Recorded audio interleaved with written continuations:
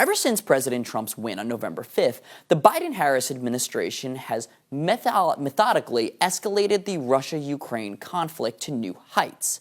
The newest height may have reached a boiling point Tuesday morning when reports confirmed that a top Russian general was killed in Moscow by Ukraine's SBU intelligence service.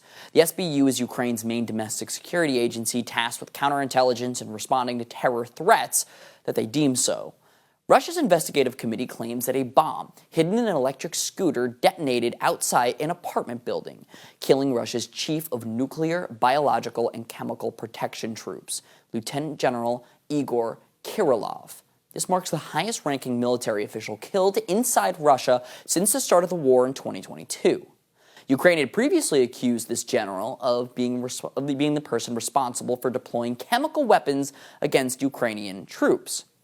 However, Reuters confirmed that Ukraine's intel group was in fact behind the attack, which prompted former Russian President Dmitry Medvedev threatening, quote, certain punishment over the apparent assassination. This latest attack comes up after Russian President Vladimir Putin accused the West of pushing Russia back to its quote-unquote red lines, forcing it to respond. Why don't we take a listen? They try to keep their population in fear of a Russian attack. Their tactics are very simple. They push us to the red line. They push us to the boundary, forcing us to respond, and then they start presenting us as a threat. A red line, generally considered to be an action or policy that Russia considers unacceptable, usually triggers a reciprocal or even greater response. But all this begs the question, what did the U.S. know? What did the Biden administration know about this assassination target and attempt?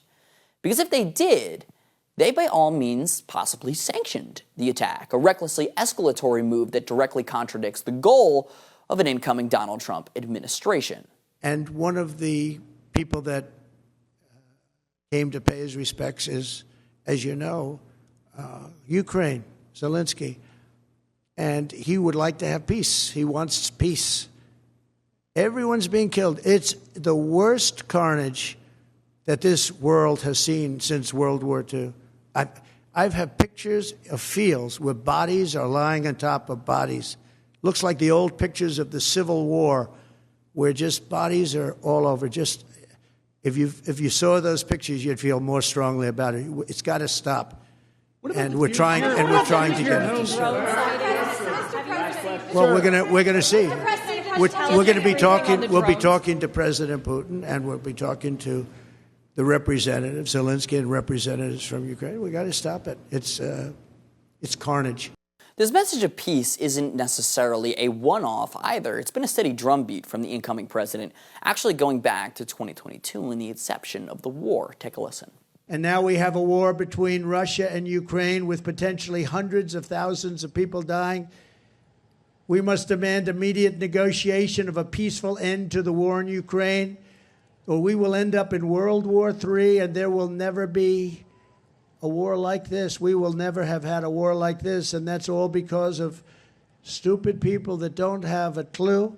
It seems, though, that the Biden-Harris administration hasn't cared. Despite promising a smooth and peaceful transfer of power, the outgoing administration permitted Ukraine to use U.S.-supplied ATACMS missiles to strike deep into the heart of Russia. Putin has made clear that this exact activity was an anathema to him.